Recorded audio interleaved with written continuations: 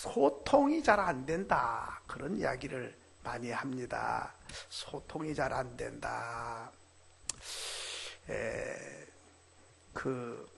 왜 소통이 안 되는가? 이제 내가 오늘 권사님과 통화를 했어요. 권사님, 이번 주 이제 돌아온 주 부활절 때는 신랑을 꼭 모시고 오세요. 전에 몇 번 나오셨는데 요새 잘 못 나오시는데 꼭 팔짱 끼고 오세요. 그랬더니 하는 말씀이, 목사님, 우리 남편요, 그런 말 내가 하는데요, 속이에 경이 끼어요. 그러시는 거예요. 왜요? 한 식구가 돼서 한 몸이 돼가지고 사는데 왜 그렇게 안 통하는 거예요? 몰라요. 그렇게도 내 마음 몰라주고, 그렇게 말 길을 못 알아듣고, 교회 가자 그러면 왜 그렇게 안 나오지 모르겠어요. 그러는 거예요. 아니, 같이 이불 덮고 산 지가 몇 년인데 그렇게 소통이 지금도 안 돼갖고 속이에 경이 끼다 그래요. 뭐 그 권사님만 그러겠어요. 참 소통이 안 되는 시대다 그러는데요. 부모와 자식 간의 소통이 잘 안 돼요. 또 부부 간에도 소통이 잘 안 돼요. 또 사람과 사람끼리도 소통이 잘 안 되는 거예요. 어떻게 그렇게 소통이 잘 안 되는가? 이유를 따져보면 내 하고 싶은 말만 해요. 그리고 들을 때도 귀담아 처음부터 끝까지 잘 말하는 사람의 의도를 따라서 이해하려고 하고 들으려고 해야 되는데 그러지 않고 내가 듣고 싶은 소리만 딱 들어. 그리고 하고 싶은 말만 해. 그러다니까 이제 안 통하는 거예요. 칼 바르트라고 하는 사람이 책을 썼는데 그 책의 내용이 뭐냐면 행복이 뭐냐에 대해서 썼어요. 근데 이거 책 한 권 내용을 요약하면 간단해요. 왜 불행해지냐, 어떻게 해야 행복하냐, 그런 주제인데 세 가지로 요약을 할 수가 있는 내용입니다. 첫째는 행복이 뭐냐? 서로 그리워할 때의 행복감을 느낀다. 서로 그리워할 때. 다시 말하면 나는 너를 보고 싶고 너도 나를 보고 싶어 하는 마음이 있어야 행복감을 느낀다, 그 말이죠. 나는 보고 싶은데 상대는 내 보기 싫어하고 딴 사람 보기를 원해. 이게 이제 불행해지는 요소다 하는 것입니다. 그러니까 둘이 함께 서로를 그리워해야 행복하다. 우리가 얼른 생각할 때는 돈이 많아야 행복하다 그럴 것 같지 않아요? 뭔 일이 잘 돼야 행복하다 그렇게 생각하는데 그게 아니고 두 사람이 서로를 그리워하는 것이 행복이다. 나는 당신 그리워하는데 저 사람은 딴 사람 그리워하고 있습니다. 이거 어찌 되는 거예요? 이게 불행해지는 거죠. 두 번째로는 뭐냐면 서로 마주보는 것이다 그랬어요. 마주보는. 나는 이 사람 보고 있으면 이 사람도 나를 보고 마주봐야 행복감을 느낀다. 그러니까 이야기할 때도 눈을 보고 이야기를 해야 되는데 뒤를 보고 이야기를 하면 이게 소통이 안 되는 거예요. 마주봐야, 눈빛이 마주쳐야 마음도 통하게 돼 있다는 것이죠. 세 번째로는 마음을 다 주고 그도 내게 마음을 줘야 행복을 느낀다 그랬어요. 내 하고 싶은 말만 하고 그렇게 되면 안 되고 내가 하고 싶은 말을 다 할 수 있어야 되고 상대방도 나에게 다 할 수 있어야 되고 내가 상대방 말을 다 들어줘야 되고 상대방도 내 말을 다 들어주고 눈빛을 마주치고 이렇게 이야기를 해야 친구가 되고 부부가 되고 부모와 자식 관계가 제대로 된다 하는 것입니다. 뭐 간단한 이야기네. 뭐 얘기 같은 이야기 아닙니까? 뭐 서로 그리워해라. 뭐 해봤던 일이죠. 서로 마주보라. 뭐 그것도 뭐 그렇죠. 마음을 다 서로 마음을 줘야 된다. 그런데 이 쉬운 게 안 돼서 불행한 거예요. 자, 그러니까 무슨 말인고 하니 내가 다 들어줄 뿐만 아니라 들어주고 이해해주고 동감해주면 소통이 되는 거예요. 내 마음 알아준다 이 말. 뭐 굉장한 걸 안 해줘도 괜찮아요. 내 마음 알아주고 나의 생각을 알아주고 아 그렇구나, 아 마음이 그렇네, 이것만 서로 해줘도 행복한 거예요. 그런데 아무리 성경에 보니까 갈비를 많이 뜯고 살아도 불화하면 불행하고 채소를 먹을지라도 화목하면 행복하다, 잠언에 그렇게 말했습니다. 이게 소통이 그렇게 중요한데요, 이게 이제 행복만 그런 게 아니라 믿음도 그렇다는 거죠. 믿음이 하나님이 나를 부르시고 우리가 부르심에 응답을 해. 그게 뭐예요? 그게 믿음이에요. 하나님이 내게 얼굴을 향하시면 나도 하나님을 향해 바라보는 거예요. 이게 믿음이거든요. 하나님이 내게 말씀하시면 내가 기도로 응답을 해. 이게 소통이거든요. 그러니까 하나님이 말씀하시고 하나님이 나를 향하시고 하나님이 부르시면 내가 거기에 응답을 그대로 하면 하나님과 소통이 이루어지죠. 이 소통이 이루어진 사람 믿음이 최고지요. 그런데 뭐 일방적이라 뭐 하나님이 나에게 뭐라고 한지 뭐 들을 바 없어, 그냥 나는 나식대로 그냥 하나님 섬겨, 그러면 이게 소통이 안 되는 거거든요. 그러니까 나는 열심히 기도하고 열심히 잘 믿는다고 하는데 응답이 안 돼, 하나님과 통하지를 못해. 왜 그런가 이게? 그건 자기 방식대로 했기 때문이죠. 하나님과 내가 얼굴이 마주쳐야 되고 우리의 말과 귀가 하나님과 통해야 되는 거죠.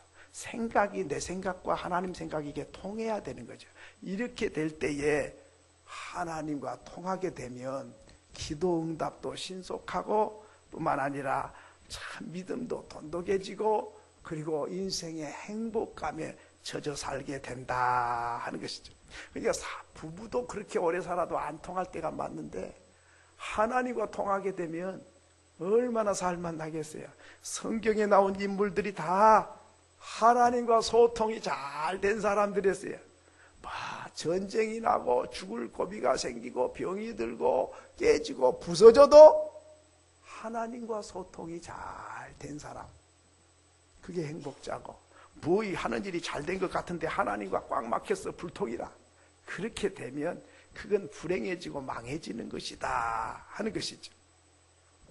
자, 그러면 하나님과 소통이 잘 된 사람이 믿음인데 예수께서 이 땅에 오셔서 하나님과 죄인된 우리와 소통을 하려고 오셨어요.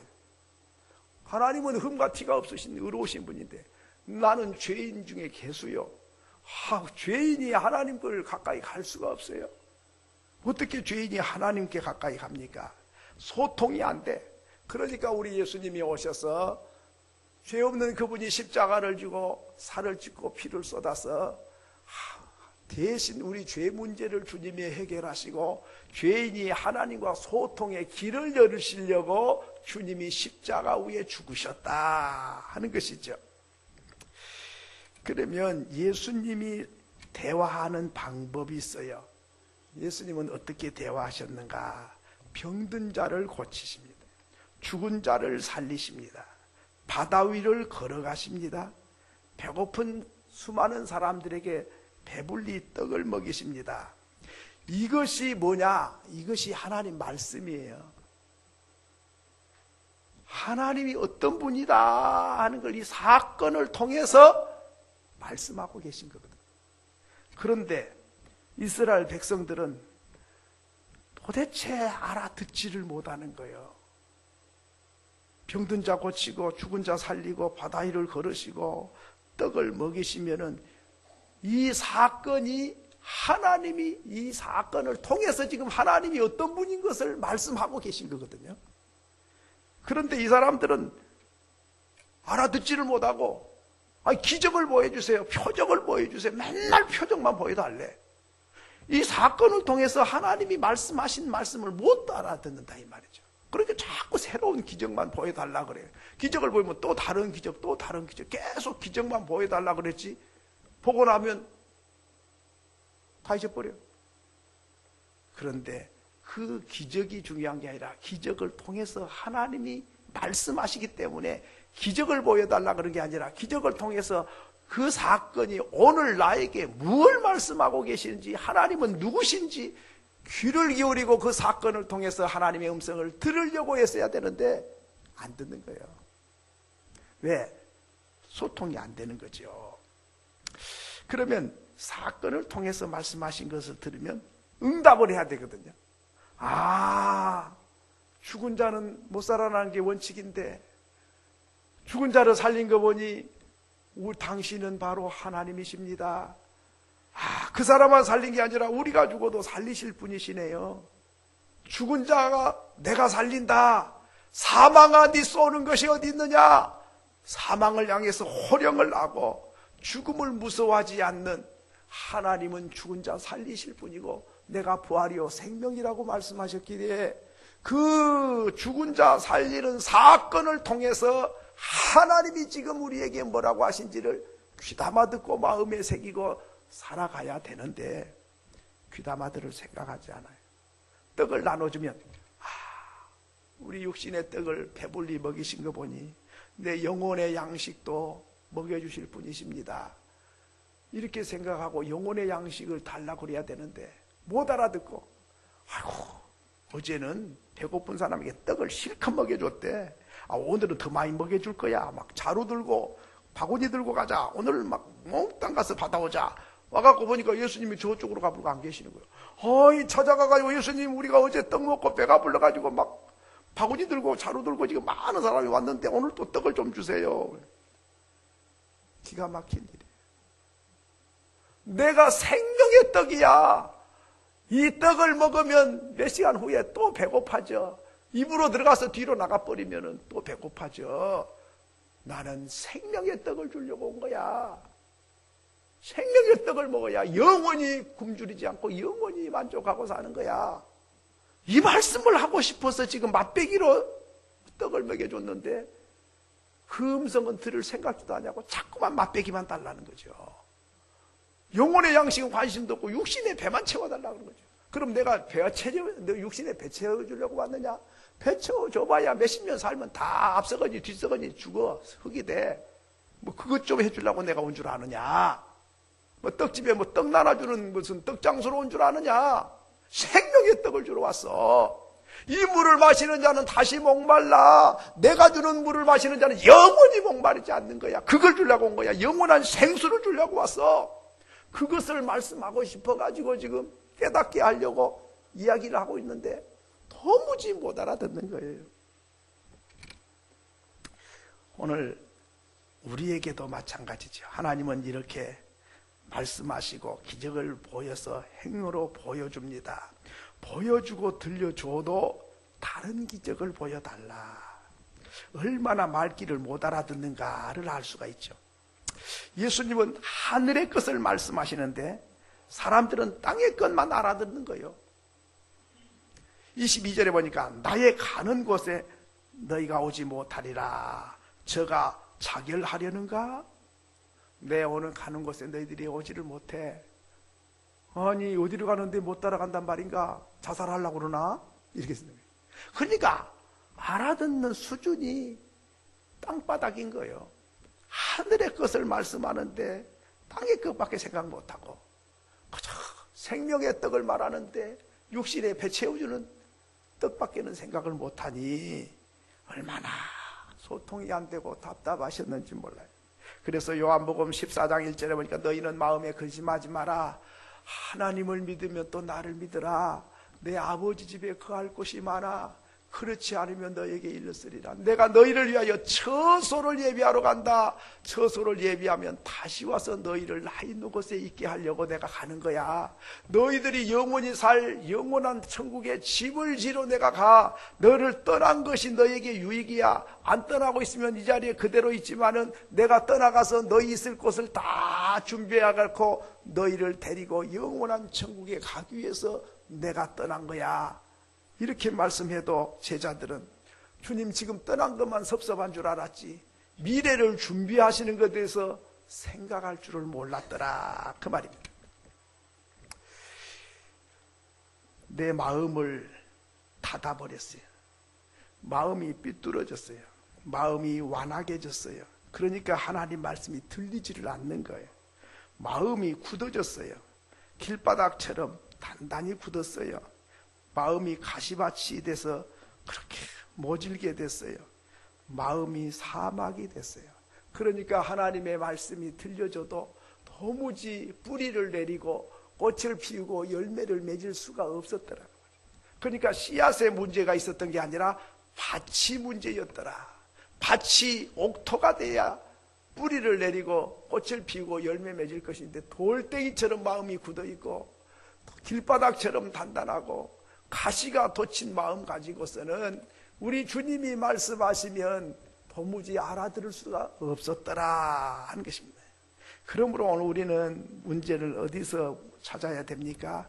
내 마음이 문제, 내 마음이 활짝 열려 있으면 주님 가라사대 하면 아멘, 아멘 이렇게 되면 그냥 뿌리가 내려지고 꽃이 피고 열매 맺지요. 근데 이 마음이 딱 닫혀버려요. 닫혀있으면 뭐 천사의 말을 해도 귓가에도 안 들려요. 네. 여러분, 그러기 때문에 하나님 말씀이 하나님 말씀으로 아멘으로 들려지는 그 심령은 살아나요. 그런데 하나님 말씀이 농담으로 여겨지고 귓가에도 안 들려. 하나님 말씀 같지가 않아. 그래 되면 미안하지만 그 마음 밭이 지금 황폐화됐다는 증거예요. 제자들이 지금 못 깨달았고 못 알아듣잖아요. 왜? 하늘의 말을 했는데 땅에 있는 사람이니까 내 마음이 성령을 받아서 하늘의 마음 가져야만이 하나님의 음성이 들려지는데 땅에 있는 그 마음 그 생각 가지고 하나님의 하늘의 음성을 들으니 이게 들어도 믿어지지도 않고 깨달아지지가 않는다 그 말이죠. 그렇기 때문에 이 제자들은 지금 혼통 생각이 육신의 생각, 땅의 생각, 이 생각으로 굳어져 있었고 그래서 주님 말씀합니다. 너희가 성령을 받아야 돼. 성령을 받아서 마음밭이 갈아 뒤집어 가지고 그래서 돌멩이 다 끄집어내고 가시나무 다 뽑아내서 부드러운 옥토가 돼야 돼. 그러려면 성령을 받는 것밖에 없어. 성령을 받으면 옥토가 되고 옥토가 되면 말씀이 들어오고 그 다음에 믿어지고 깨달아지고 열매 맺게 될 것이다 하는 것이죠. 하나님 말씀이 아멘이 되고 내 기도가 하나님께 드려져야만이 이제 하나님과 대화가 이루어진 거죠. 그러니까 여러분 기도해도 답답합니까? 이게 소통이 안 됐다는 증거거든요. 그러니까 하나님 말씀이 안 들리니까 마음이 닫혀 있고 닫혀 있으니까 하나님께 기도가 상달이 안 되는 거예요. 이 마음을 어떻게 해요? 이 시골에 농사를 지어보면 요즘에는 이제 뭐 경운기가 있고 뭐 있고 하지만은 트랙터가 있고 그렇습니다. 옛날에는 서로를 쟁기를 끌어서 땅을 갈아 뒤집어야 돼요. 뒤집어 가지고 부드럽게 해가지고 봄철이 되면 이제 씨앗을 심어요. 퇴비를 줘가지고. 그래가지고 이제 가을에 추수를 하면 그대로 또 씨앗 뿌린 적이 없어요. 반드시 씨앗 뿌리기 전에는 쟁기로 소를 몰아서 땅바닥을 갈아 뒤집어 갖고 부드럽게 해가지고 반드시 씨를 뿌리게 돼 있어요. 그냥 걷어내고 거기다가 씨를 그런 일은 없어요. 왜? 땅이 자꾸 굳어져요.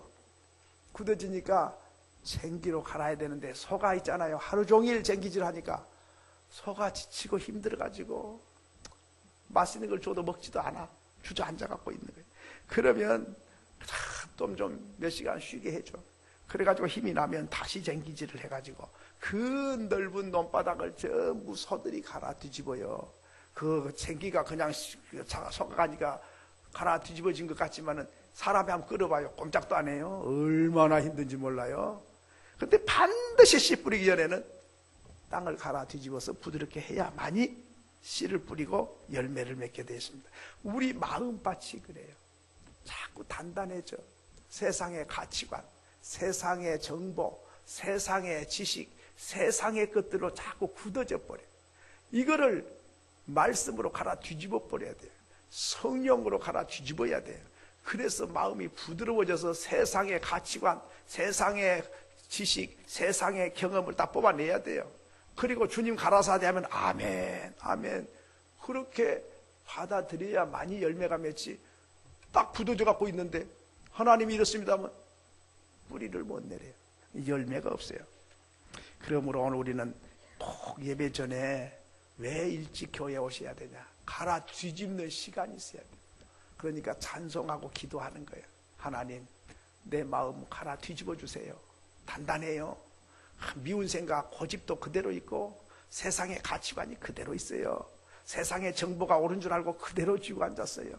이걸 갈아 뒤집어 달라고 회개하면서 찬송하면서 마음을 부드럽게 한 다음에 하나님 말씀을 들으면 아멘, 아멘 이렇게 되면 이제 씨앗이 떨어지면 응답으로 하나님께 기도가 말씀을 붙잡고 기도를 하는 거예요.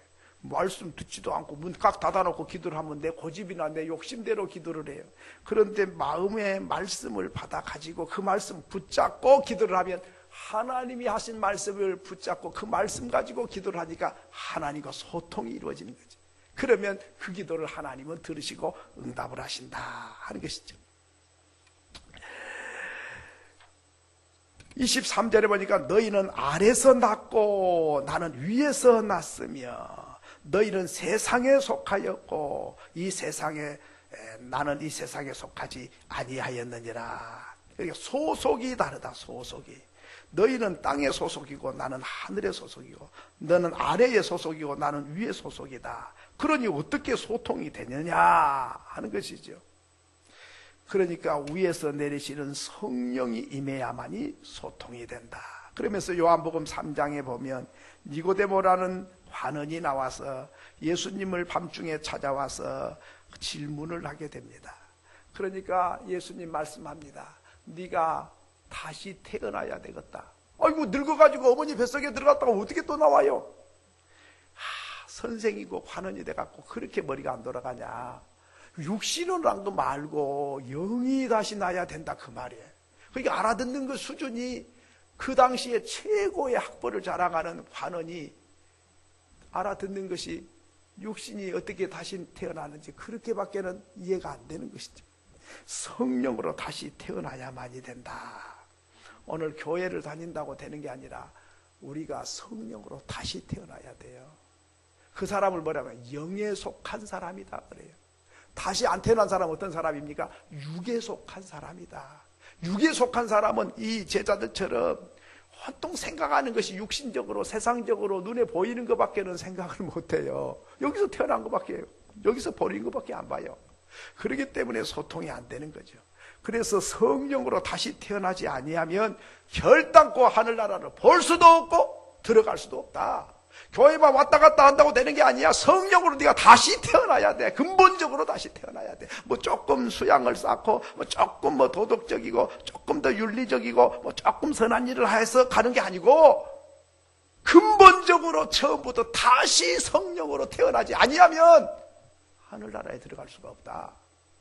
뭐 많이 배워야 된다. 뭐 지식이 있어야 된다. 공로를 쌓아야 된다. 업적이 있어야 된다. 그런 이야기가 아니에요. 내 영이 성령으로 다시 태어나야만이 성령의 사람이 돼야만이 하나님 나라에 들어간다 하는 것이죠. 그러니까 지금 제자들하고 하는 말씀입니다만은 3년 동안이나 예수님과 함께 먹고 자고 가르치고 기적을 보여줘도 생각하는 거나 말하는 것이 전혀 수준이 다르잖아요.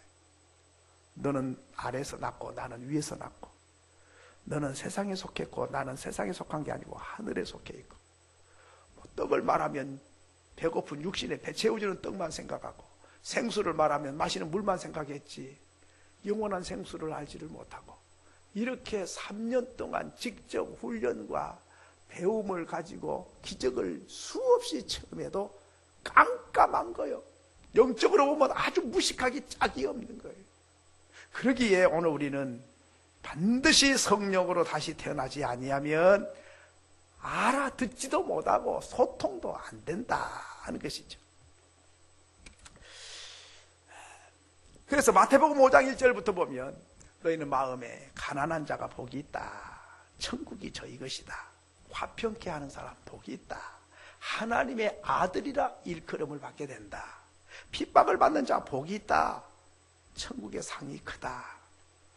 이런 말을 할 때에 제자들이 귓가에도 안 들리고 뭔 뜻인지 전혀 모르는 거예요. 아니 부자가 복이 있지 뭐 가난한 사람 복이 있다 그러고 뭐 핍박을 받는 것처럼 억울한 일이 어디 있는데 핍박받는 사람 복이 있다 그러고 말 같지도 않잖아요. 이게 복음으로 들렸겠습니까? 전혀 속 위에 경이끼지요. 왜 그렇습니까?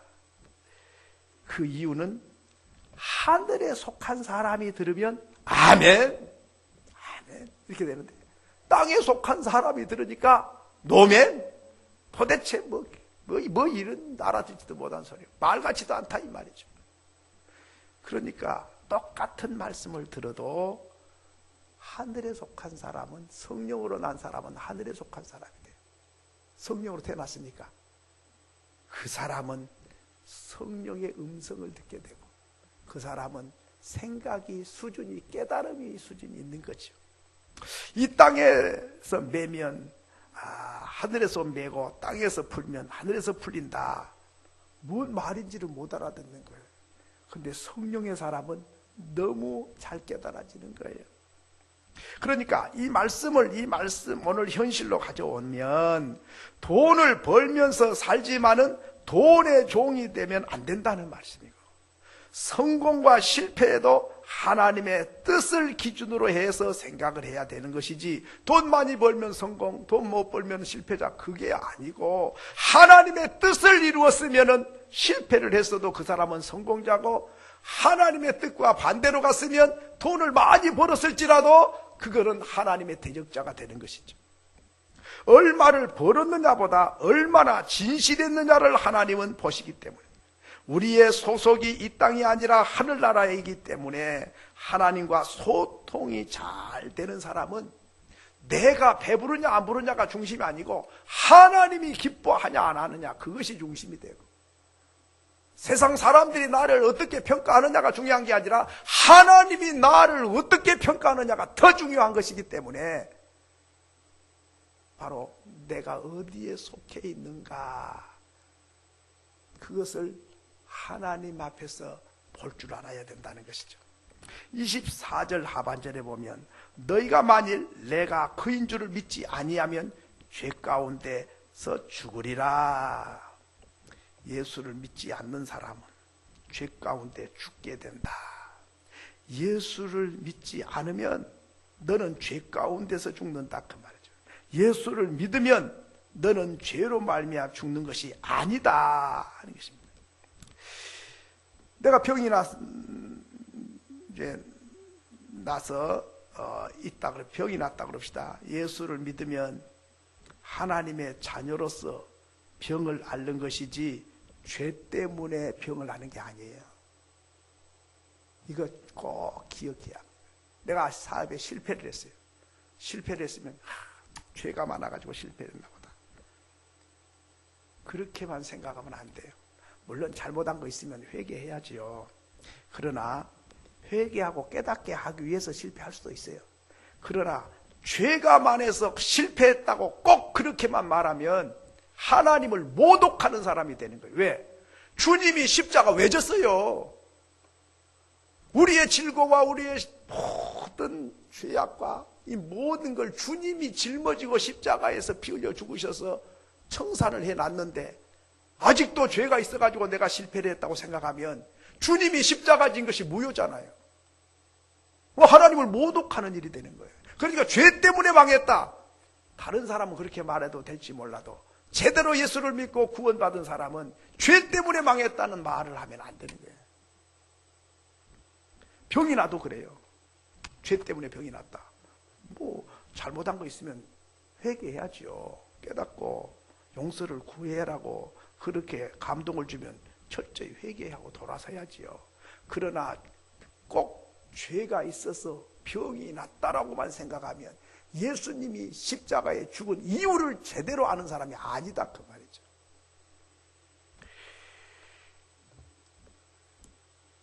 그러니까 믿는 자는 고난이 찾아오면 고난을 통해서 훈련하고 연단하고 깨닫게 하려고 하는 것도 있지만은, 죽음에 대해서, 죽으면 언제라도 하나님이 죽어도 나는 감사하다 이런 마음을 가져야 되는 거죠. 고난이 와서 이 고난 통해서 하나님 이름이 높아지고 하나님의 영광이 드러나고 뭔가 새로워지는 역사가 일어난다면 이 고난이 하나님께서 뜻이 계셔서 주신 것이다, 이렇게 생각을 해야 되는 거죠. 마지막으로 28절에 보니까 인자가 들린 후에야 그인 줄을 알리라 했습니다. 구약시대의 이 말씀은 이스라엘 백성이 광야에서 하나님 앞에 불순종하고 타락했을 때에 뱀이 나와가지고 많은 사람들을 물어서 몸이 팅팅 부어가지고 새카맣게 변해서 죽어가고 있었습니다.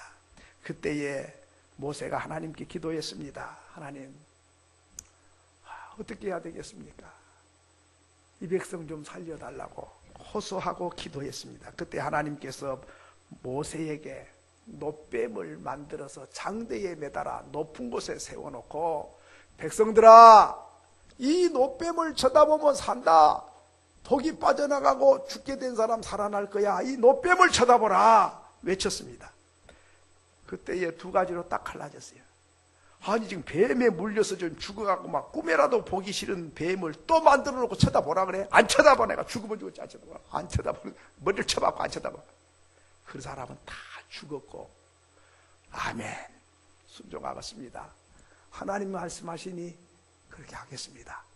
나는 뱀 보기도 싫고 뱀 때문에 정이 떨어지지만은 그래도 매달려 놓고 보라 그러면 하나님 뜻이 계셔서 그런 줄 알고 쳐다본 순종한 사람은 거짓말처럼 독이 빠져나가고 죽어가던 사람이 살아나게 됐다 하는 것이죠. 그 사건을 염두에 두고 말씀합니다. 인자가 들린 후에야 그인 줄을 알리라. 예수께서 십자가에 매달려서 죽었다가 나중에 부활하여 살아난 걸 보면 너희들이 그때서야 내가 누군 줄을 알게 될 것이다. 지금 매 맞고 끌려가고 핍박받은 동안에는 내가 누군지 모를 거야. 힘이 없고 약해가지고 그래서 끌려가고 매 맞는 줄 알지만 십자가에 매달린 다음에 장사 지낸 다음에 3일 만에 살아났을 때에, 그때에 사망아 네 쏘는 것이 어디 있느냐, 죽음을 향하여 호령하고 그를 지키고 있던 모든 군병들이 혼비백산해가지고 흩어져 버리고 벌벌벌 떨게 될 그때에 내가 누군지 그때야 확실히 알게 될 것이다 하는 것이죠. 그래서 로마 백부장은 예수님 십자가를 매다는데 책임자가 됐는데 100명의 군사들을 데리고 예수님을 책임지고 십자가에 못을 박아 죽이는 일을 담당하는 백부장이 예수님이 운명하시자 하늘에 진동하는 소리가 크고 땅이 흔들리고 지진이 일어나고 바위가 터지고 죽은 자들이 살아나면서 하늘이 대낮인데 새카맨 한밤중이 돼가지고 3시간 동안이나 깜깜해졌습니다. 그때에 온 백성이 대낮에 칠흑같이 어두워지고 예수님 운명하는 그 순간에 바위 터진 소리가 대포 쏘는 소리가 나죠. 죽어있는 무덤에서 시신들이 살아나고 일어나서 걸어나오니 얼마나 놀랄 일입니까? 그때에 로마 백부장, 이스라엘 민족도 아니고 하나님도 모르는 사람이죠. 로마 백부장이 이는 과연 하나님의 아들이로소이다. 자기가 뭐 하나님 아들인지 어떻게 알겠어요? 이 사건은 하나님의 아들이 아니고는 이런 일이 있을 수가 없는 것을 알기 때문에 그렇습니다. 오늘 우리는 이 제자들이 지금 이 현재는 잘 모르는 거, 예수가 누군 줄을. 그냥 왕 돼가지고 우리 배나 좀 채워주는 그런 정도로 알고 있었어요. 근데 예수님께서는 그것이 아니고 만 백성을 구원하려고 오셨고, 내가 놋뱀이 들어서 쳐다보는 사람 살아난 것처럼 내가 십자가에 매달리게 되면 너희들이 내가 누군 줄을 그때야 알 것이다. 여러분 언제 아십니까? 꼭 매달려서 봐야 그때 알지요. 미리 알면 좀 좋아요. 몰라요. 여러분 지갑을 갖고 다니시는데요, 거기 뭐 카드도 있고 그거 면허증도 있고 주민등록증도 있고 뭐 돈은 별로 없어도 그거 가져야 전철도 타고 다니고 그러잖아요. 그런 때문에 주머니에 지갑이 있어서 너무 좋다. 이거 있으니까 마음대로 다니고 좋네. 이거 내가 대한민국 국민이야. 주민등록증 동남아시아 사람들은 부러워할 대한민국 주민들 이야기. 이렇게 자랑스러워해야 되는데 여러분 자랑스럽습니까? 아이고 뭐 다 있는데 뭐 그까지 그러고 자랑스러워. 아이 뭐 누가 적다고는 카드 없는 사람 없고 뭐 주민등록증 없는 사람 없는데 뭐 귀한가 이렇게 생각하시죠? 근데 생각이 달라질 때가 있어요. 그 지갑 잊어버려봐요. 아이 큰일 났네. 아이고 가면서 지갑 어디 갔지? 이거 야단났네 이거. 전철도 못하잖아. 이거 뭐 이것도 못하고 저것도 못하고 누가 카드 긁어 써버리면 또 어떻게 하나 해가지고 이거 돈은 별로 없어도 그냥 그 지갑이 없어지면 그날 저녁에 잠이 안 와요. 난리가 나요. 지갑이 귀한지 언제 알지요? 있을 때 합니까? 잃어버리고 안 합니까? 아이고 그러니까 가끔 잃어버려 봐야 돼요. 그래야 이게 진가를 그때서야 아는 거예요. 예. 가지고 있을 때 야 좋다. 동남아시아 사람은 교수를 안 하고 대한민국에 주민등록증 하나만 얻는다면 교수증 내버리고 와갖고 망일해요. 교수증 해봐야 20-30만 원 자기 나라에서 받는데 우리나라에 망일하면 100만 원, 200만 원씩 받으니까 한 몇 년만 하면은 동네 부자가 돼가고 가거든요. 그러니까 이 주민등록증 하나가 이게 보통이 아닌 거예요. 여러분 갖고 있으니까 좋다 한 번도 안 그래. 한 번도. 예. 여러분 그것뿐입니까? 아내가 있으니까 좋다 그런 사람 어디 있어요? 아이고 저렇게 이쁜 구석도 없고 그냥 배벌지도 없는 사람 내가 구제해갖고 데리고 산다 뭐 이런 인십 쓰는 마음으로 사는 분도 혹 있어요. 그런데 그 마누라 떠나고 없어봐요. 하늘이 노래져 버려요. 살 맛이 안 나요. 뭐 돈으로만 산 줄 아십니까? 쌀쌀하고 고독하고 초락이 짝이 없고 끼니마다 뭐 먹어야 될까 어떻게 해야 먹어야 될까. 아이고 어디 가면은 그냥 짝이는 외기르기가 돼가지고 부부끼리 모인 데는 가보도 갈도 못해요. 그 좀 대단한 사람이 아니지만은 부인이 옆에 있는 게 그게 얼마나 큰 복이고 안정감을 준지. 그러니까 내가 코를 골고 잠이라도 자고 그리고 발쭉 피고 살지요. 꼭 없어야 가치를 아냐 이 말이죠. 있을 때 왜 우리는 가치를 모르냐 이 말이죠. 여러분 우리가 이렇게 앉아 계십니다마는 오늘 이 주일날이 나의 생애 최고의 순간이다. 이보다 더 좋을 수가 없다. 이런 마음 듭니까? 안 들잖아요. 그런데 전쟁 나갖고 폭탄이 날아들어. 막 군데군데 폭격 소리가 막 터지고 그냥 아파트가 무너져 내리고 사람이 죽는 산이 날리고 막 소방차가 윙윙거리고 돌아다니고 이래가지고 전기가 다 나가버리고 수도도 다 중단돼 버리고 뭐 어떻게 할 줄도 몰라. 그러면 평화롭게 앉아서 이 예배 드리는 순간이 이게 천국 아닙니까? 그렇게 믿으시면 아멘. 그런데 왜 우리는 지금 이 순간이 최고의 순간인 줄 모르고 당연한 줄 아느냐 이 말이죠. 그리고 나라가 걱정이고 무엇이 문제고 폭탄이 날아들고 전쟁 나버리고 막 지진이 나고 무슨 천재지변이 나고 홍수가 나고 태풍이 불고 막 이래가지고 막 깨지고 부서지고 난리가 나면요. 우리가 지금 이 순간이 얼마나 좋은 줄을 모르고 문제가 태산같이 있는 것처럼 생각해요. 반만년 역사 가운데 오늘날처럼 잘 먹고 풍요롭고 평화롭고 아름다운 세대를 산 민족이 없어요. 5,000년 역사에 984번이나 전쟁을 치렀어요. 이 민족이 5년 만에 평균 한 번씩 전쟁 났어요. 그런데 6.25가 끝난 후에 70년 동안 평화의 시대와 번영의 시대, 한강의 기적의 시대, 얼마나 배가 불러가지고 살쪄서 탈인 시대, 살 빼느라고 돈 써야 되는 시대, 이런 시대가 어디 있었어요? 그러면 우리가 춤추고 노래를 해야 되고 감격해야 되는데 뭔 불만이 그렇게도 많은데 얼굴에다 내천자를 쓰고 인상박 쓰고 그냥 건드리면 터질 것 같이는 그렇게 우리가 살아서 되겠냐 그 말이죠. 춤을 추고 노래를 해야 돼요. 웬 은혜일까? 웬 감격인가? 우리 조상들은 떼거리가 없어가지고 쌀밥에 고깃국 먹는 게 소원이었는데 오늘 그 맛있는 떡을 갖다가 안 잡수면 다른 분 드리게 해놓지 그 음식물 쓰레기에다가 떡을 먹지도 손도 안 떼고 갖다 버린 걸 내가 보고 속이 터져가지고 홈떡은 처녀고도 안 바꾼다 그랬는데 세상에. 우리 장로님도 그랬어요. 우리 장로님도 아깝다고 저거 손도 안 대고 저 내버렸을까 저.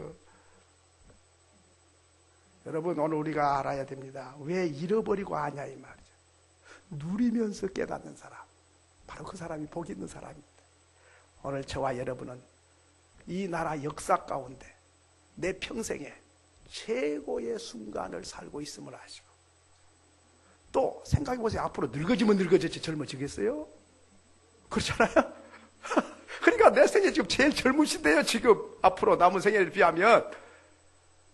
그러니까 내 발로 걸어다닐 때 감격해서 교회를 오셔야지. 아이고 비도 오고 그냥 추워지고 가기도 싫구만 그냥 가봐야지. 또 그냥 이렇게 오시면 나중에는 오고 싶어도 못 올 때가 와요. 얼마나 우리가 생각을 좀 깊이 해야 돼요. 제자들이 그렇게 예수님 갇히고 있는 순간이 얼마나 최고의 순간이에요. 그런 복 있는 사람 어디 있어요?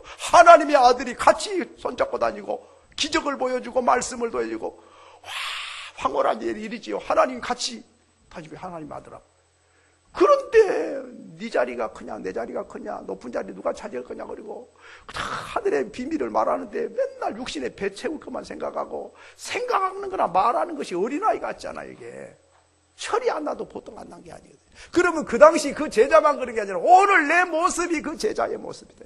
최고의 순간을 보내고 있으면서도 감사할 줄도 모르고 기뻐할 줄도 모르고, 주님이 나를 위하여 십자가에 피 흘려 죽기까지 나를 사랑하셨다는데 머릿속으로는 이해는 되지만은 이 가슴이 와 닿지를 않는다면, 그러면 우리가 회개해야 돼요. 얼마나 마음이 강팍하면 이렇게 굳어져 가지고 감격이 없어졌을까. 그보다 더 큰 사랑이 어디 있고 그보다 더 큰 선물이 어디 있습니까? 그러므로 오늘 우리는 제자의 모습 속에서 참 잃어버리기 전에 아는 자가 복이고, 깨지기 전에, 부서지기 전에, 없어지기 전에 감격하고 감사하며 주님의 은혜에 깊이 묻혀서 살아가는 저와 여러분이 될 수 있기를 소원합니다.